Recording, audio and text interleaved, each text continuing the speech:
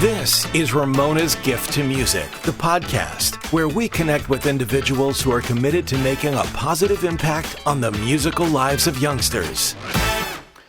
Hello, everybody. I'm Michael Cuellar. I am the co-founder of Ramona's Gift to Music. We're a nonprofit organization that brings the gift of music to children. And I'm very excited today to have a special guest here, Jessica Gallone from Rock and Roll U. How are you, Jessica? Good, thank you. Good to see you again.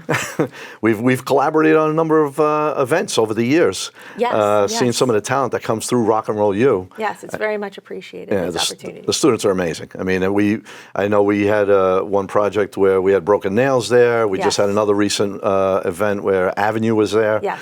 It's amazing. It's just amazing to see the talent that comes through there. You know, very talented kids. How did you get started with Rock and Roll U? How did you get involved with Rock and Roll U? When did you get involved and take over Rock and Roll U? Well, it's actually a very funny story. I had been working in the not-for-profit field for almost 30 years.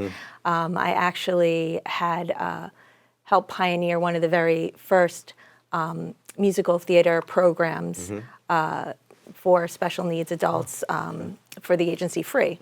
And I've been working for them for years, and my daughter, I was a single parent, and she was a great singer, and she said to me, "Mom, I think I want to be part of a band." So here I am searching for the right fit for her. And I came across, Rock and Roll U, and put her in there, and she was really enjoying her experience. And I met a lot of families who also were enjoying that same experience of their kids being in a rock band and being on stage. And the manager at the time had said to me, "You know, if I had the money, I'd buy this place." And I said, "It's for sale." And it kind of just got my wheels turning to say, I love my non-for-profit life and working with the developmentally disabled population, but this would be great too, and it would be a great way for me to connect with my daughter in her teen years and growing up. And to also be with these families that I love so much and watch these kids grow up to be these amazing musicians that they are. I was just kind of falling in love with that vision. So I kind of turned the page and took a leap of faith and did that in 2017.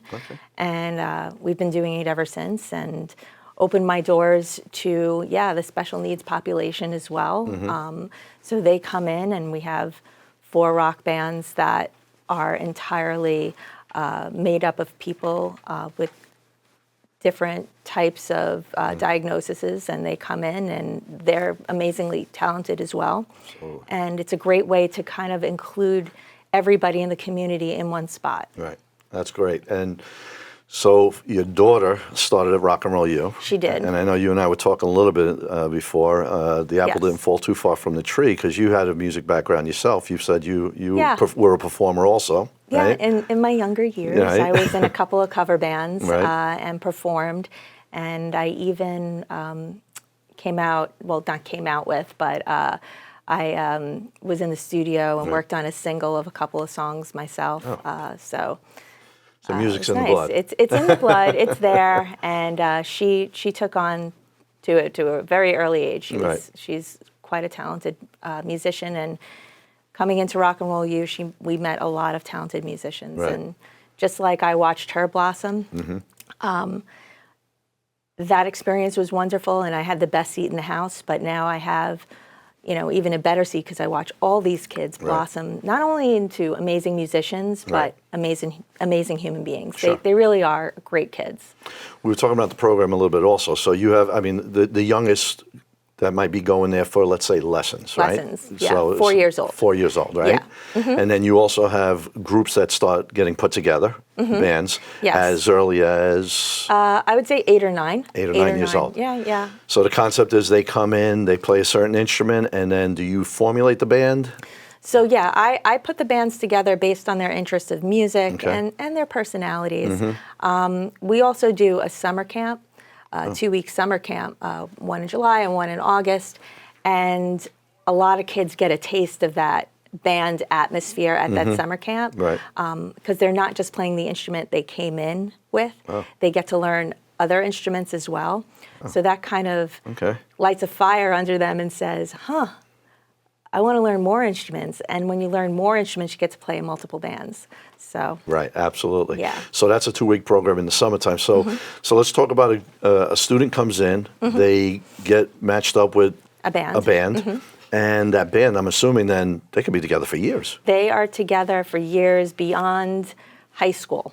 A lot of them stay together through college. Okay. They go away to college, they come back, they still play out. Social Cyanide is a great example.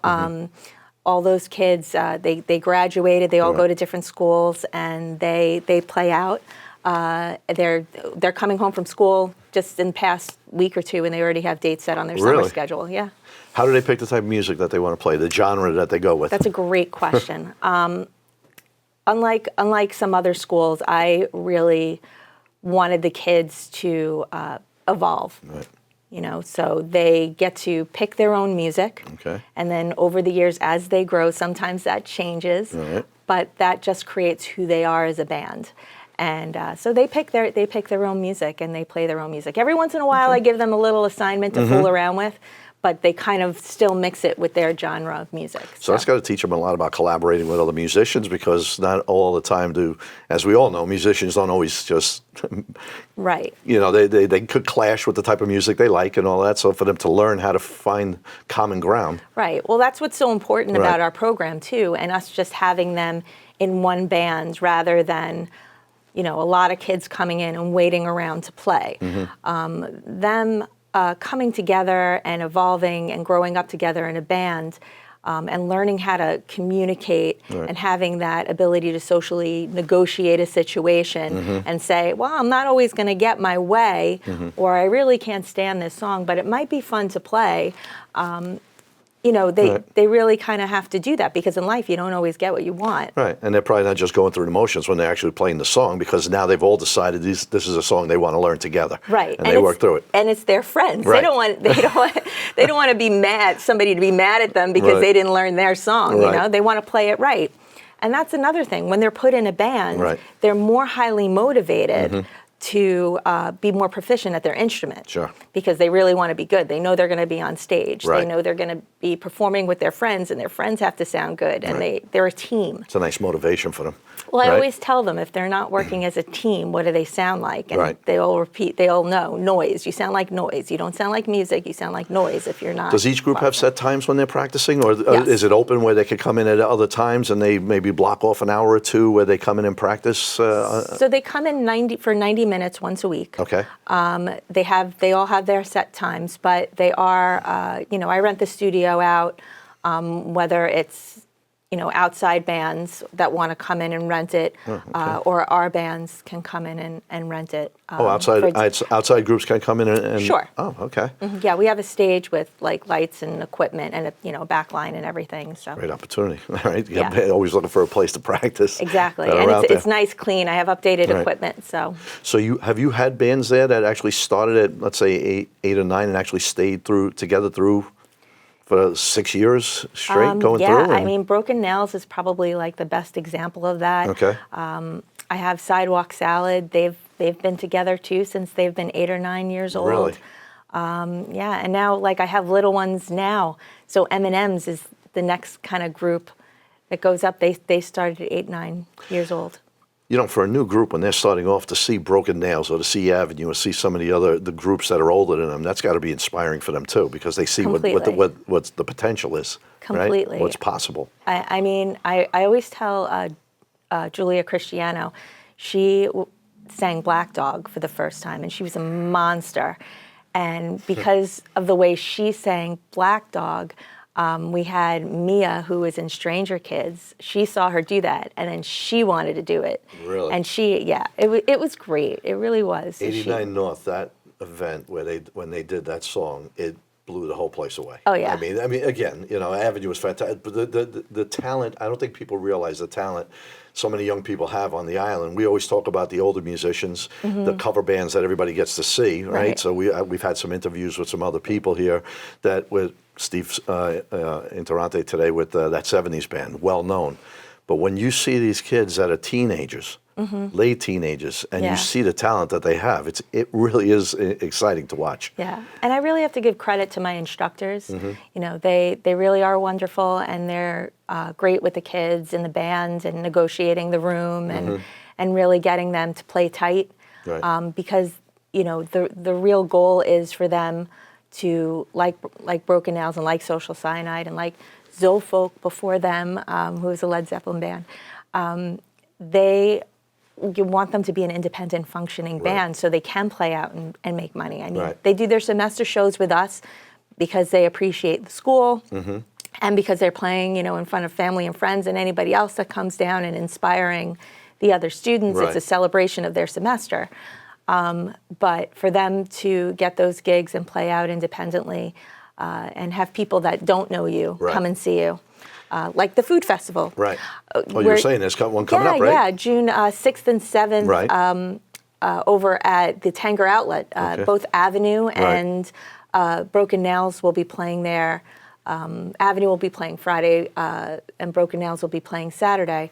But at the famous food festival, excuse me, it's an amazing event alone, but so many people come and get to see these kids perform. Talk about exposure, right? Yeah. The exposure that they get in front of these crowds like this. So many people. It's amazing. They really are a talented group. People. So a parent calls up, says, my son, my daughter plays guitar. We want them to come over to Rock and Roll U. Do you align them with other students their age right away? How do you walk through the process with getting them started, at least putting the group together? If they haven't played yet, they have to take lessons with our instructors. And our instructor really kind of guides them to that goal of playing in a band. But, you know, again, that's why I have such strong instructors and wonderful instructors that are dedicated to the student and really understand that every student learns differently. Every student learns at their own pace. You know, what's the best way to work with the student rather than like having some type of, you know, specific program. Got it. So it probably starts with private lessons. We'll start with private lessons. Then it grows from there to getting part of the band, being part of a band. Yes. That's great. So it's a great place to come. It's a great community. It's a great work environment for anybody that wants to come and be an instructor. We're always looking for instructors that will inspire our kids. And I wish I had a place like this when I was growing up. It's true, right? I think about that too. I mean, you know, we had, you know, basement bands and garage bands, and you got together with some friends and you had your jam sessions and try to formulate a band. Right. You know, or but you to go have to a one of place those where you're rehearsal actually studios like late at night. Exactly. But to go to a place that has structure and they really get to grow, the fact that they get to do it for so many years together, I find that just incredible for them. I mean, it's really they're creating their band and growing from there. And the structure of the band is so important because we don't sugarcoat anything for them. We tell them, like, it's not easy when you get out there and you're with other bands. Like right now we have everything contained. But, you know, when you're, you know, meeting different musicians and forming a band, we're giving you the foundation so you can kind of be the leader and keep structure so you have a band that sustains itself. Because there's so much more than just the music. Right? So much Especially more. when you're out there in a professional setting, there's a lot of different things they'll run into that they have to be prepared for and adjust to, and you know the challenges with setting up, and like you said, for the feast that's coming up, you know, there's multiple bands, so they're probably going on and off in between other bands. Right. So it's the quick setup, it's getting everything ready, the sound crew. Yeah, well, we got to teach that to them a little bit better. Some of them have been really great about, you know, helping and learning how to break down and set up on their own. But that's probably, if I had to say there's one improvement in the school, that's probably the one thing that we have to do. Because I'm usually like, a mad woman getting out there and like setting up drums, and you know, now I have Jonathan helping me, and he's helping me with the amps and the kit and making sure everything's sounding well. Can't be the roadie for the band all the time. It's a lot. Oh my goodness. It's a lot for them to understand and set up. It is. It's still a great experience though. They start to get it, you know. So we were talking before, and I just to pivot back for a second, because you were saying your daughter went to Rock and Roll U. Yes, and you just have to share, because I thought it was an incredible story that you knew from early on that music was going to be her thing. Oh my gosh, you know, and she was committed to it, and then to see her now at Berklee. Yeah, she's at Berklee School of Music. She just finished her first year in Boston. And packed her up and came home, and she can't wait already to go back. But it's a great place to go to school, and a number of my students. One of them, Paul Ficino, he actually just graduated this year from Berkeley. Oh. So he's coming back home to the real world. His brother, Tom Ficino, he also went to Berkeley. So Berkeley expects Rock and Roll U to turn out some students. Lucas Bohr, he is the same age as my daughter. They both spent their freshman year at Berkeley. Oh, really? And he actually was the recipient of your scholarship last year. I remember the name. Yes. So he is a super talented musician, and he's coming back to teach this summer. Is he? Yes. You know, the connections they make, you know, that's the other thing. You know, you talk about going to Berkeley or even being at Rock and Roll U, you're meeting kids from different school districts from all around Long Island, and the connections they make for long term. You know, like you said, they leave, they're still playing, some of them get back together and still want to play. Oh, yes. But those connections really can help you, especially in the music industry. Right. You know, just, you know, sometimes knowing somebody who's already there waiting for you or can just give you some advice. Absolutely. And even if you don't go the route of the music industry, having this experience and learning commitment and stepping outside your comfort zone. You know, I have a girl who's taking voice lessons right now, and she's not looking to be a musician the rest of her life. She's looking to get in the medical field, and she's very shy. And I tell her, listen, this isn't just about you singing and singing well. Right. Okay. This is about stepping out of your comfort zone, you know, and being able to talk in front of people and being able to give a speech at some point in your life, and you know, just having those interactions and being confident. Right. That's what this experience is going to give you. It's a very good point. You're right, because everybody who goes to play an instrument or takes lessons or even plays in a band in high school doesn't mean that's what they're going to go on to do. Yeah. But what they learn from it and what you take away from that, you know, sometimes it's just to unplug. You know, we talk about everything that goes on with the kids today and what they have to deal with. To have that opportunity to just unplug, go play with music, you know, whether it's in a room alone or with other musicians, you know, that's, you know, for their health. For their mental health, it's a big deal. It really is. Yes. So that's a good point, that it's not just about them moving on to music from there. Right. The tools that you offer them. It's really confidence building as well, and just finding out who you are as a person. Would you have any suggestions for a parent whose student, you know, whose child loves music? You see that, you see something in them, and you see, you know, living it yourself. As soon as you see something in the child, no matter how young they are, just get them involved in music. If it's a mommy and me, that's great. Right. If you feel like they could focus in a half an hour lesson, send them. They'll really wind up thriving for it. And you know, they'll discover if this is what they really want. Right. You know, not what you want, what they want. Right. They know it's inside of them and something that they have to do. Yeah. I get it. And give them the support they need. Yeah. Just give them that support. Give that to them. I know it's like not, like with these musicians, you know, even kids musicians and artists, it's not always an easy road or financially or anyway, but they find a way. Right. Right. Even if they, like I said, even if they don't do it for a living, you always have a piece of it. You might play in a band and, you know, be an accountant, you know, and just have that on the side, and that's what, you know, and that's what fulfills you too. Sure. So you always have it and you never lose it. We talk about that all the time in the foundation. We talk about people who have professional careers outside of music. They still support music. They're still involved in some way. There's something special about it that they love. That's a big part of it. It is. Well, I'll tell you, it's been great having you here today. I really appreciate. We really appreciate the connection that we all have with each other. I mean, your organization is wonderful. The students are amazing to watch, and just seeing your commitment and what everybody does over at Rock and Roll U is really special for us to be a part of, and know that we can work together. Thank you, and thank you for all the support you've given our kids, both performance-wise and scholarship-wise, because it's really helped them get to where they want to be. It's our pleasure. So if anybody wants to look up Rock and Roll U, how can they find you? They could find us at www.rn as in Nancy, ru.rocks. Or you can go on Facebook and look us up under Rock and Roll U, and Instagram is R&RU Music. It's a great organization. Check them out. Follow them. Wonderful people over there. We really appreciate everything you do. Thank you. If you want to learn more about Ramona's Gift to Music, you can look us up at rgmfoundation.org, and you can also find us on Instagram and on Facebook. Thank you, and we'll talk to you soon. If you've been touched by what you've learned today and would like to make a tax-deductible contribution to help further our cause, please visit rgmfoundation.org. Thank you.